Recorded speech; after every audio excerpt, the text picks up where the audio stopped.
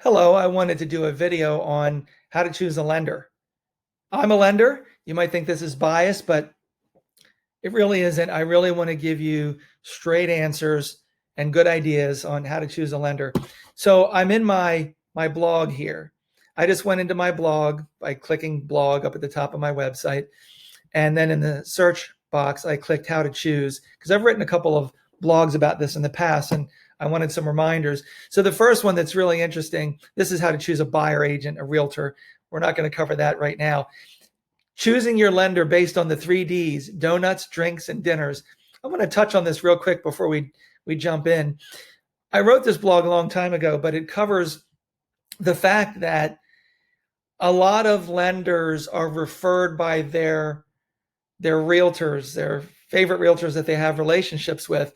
So as a buyer, if you're dealing with a realtor and you get a referral to a lender or maybe two or three lenders, it's usually some sort of relationship. And I can remember years ago when I first started in the industry, I was told, and I did, to get business, I would go hand out donuts at the local realtors' Monday morning meetings and make sure I had the freshest donuts. Or I'd go to the local watering hole where I knew realtors congregated and pick up the tab. You take a realtor to dinner and you pick up the tab. After a certain number of years of that, it just didn't seem like a proper business model. And it didn't really seem like a measurable way and a certain set of metrics for buyers to know they're getting a good lender. And I just, you feel free to read this blog. I think it's pretty funny, but I talk a few things about the realities of relationships and how realtors parse out roofers and home inspectors and lenders. And it's not necessarily that they're measuring the best metrics and who's the fastest and most responsive and cost and efficiency and experience. A lot of times it's just, I really like this person. I've worked with them, and they usually will have worked with a vendor for a while and feel comfortable giving them as a referral. I just don't know that that's really the best way to do it. So the next one, 6 tips on choosing a mortgage lender or mortgage broker. This is a blog you can read. Again, just go into my blog and in the search field, type in how to choose and you'll find this blog. I just want to skip straight to the 6 reasons. Number 1, obviously ask around. That's what I just said, maybe asking your realtor, asking a neighbor, asking somebody at work. It doesn't hurt, but I think you have to apply some metrics to the decision and the referral that you're getting that maybe came through donuts, drinks, and dinner. Doesn't mean you have to disregard that person, but I still would like you to apply some metrics to that person and how experienced are they and how good do they seem to you and how responsive are they? And certainly then you start talking about checking into terms and costs, mortgage insurance. If you don't have 20% down, what is the cost of their mortgage insurance? Their education, how much are they going to educate you? 2, read online reviews. Well, that's pretty self-explanatory. We all read online reviews for almost everything, products and services and doctors and lawyers and realtors, and mortgage lenders should be included in that group. Check reviews. And if they have 3, that may not be a good data source. If they have 40, that's probably pretty good. If they've got hundreds, that's probably a really good idea of how that person really performs.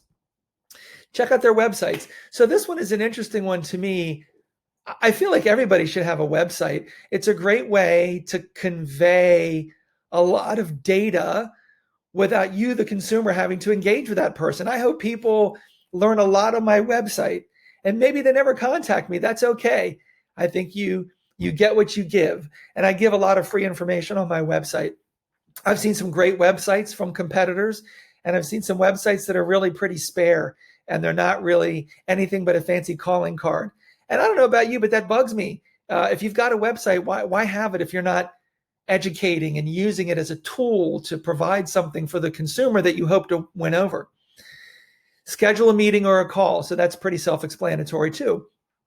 After you've learned what you can from, have you gotten a referral? Have you looked at reviews? What have you learned from this person's website? Engage, schedule a call, schedule a Zoom video, do whatever you have to do to connect with that person. And then I think seeing and talking to that person live, you really get a feel for if you want to engage further. And then 5, of course, find out about fees, including interest rates, but appraisal fees and all the fees that come with it. Maybe have them send you a loan estimate. It used to be called a good faith estimate. Now we call it a loan estimate, and take a look at their fees. And then last, number 6, look at the bigger picture. So you crunch the numbers. Maybe all things are equal, or maybe close. Maybe it's, an 1/8% in rate one way or the other. Maybe it's a few $100s in fees one way or the other. That's pretty close to me. But does one person stand out? Isn't it worth maybe a little bit more for the standout, if there really is a standout? And maybe you've got 3 really excellent lenders, and you can afford to just pick by, okay, well, they're all amazing. They're all experienced. They all have great websites. They've all educated me. They're all responsive. Wonderful. They're all wonderful. Well, then you can afford to pick and almost commoditize the decision and pick as if you were picking a commodity and just go straight to the lowest price. I find most people pick by the lowest price regardless of everything else. Experience and education and execution and responsiveness. And that's a big mistake. We're creating our own horror stories by not considering all of these qualitative measures, as well as looking at the fees and the costs and all that sort of thing. Anyway, that's my list. I hope you found it interesting. I hope you enjoyed the video as opposed to reading everything. Please check in with me with any questions. Happy to engage if you want to talk further. Thanks very much.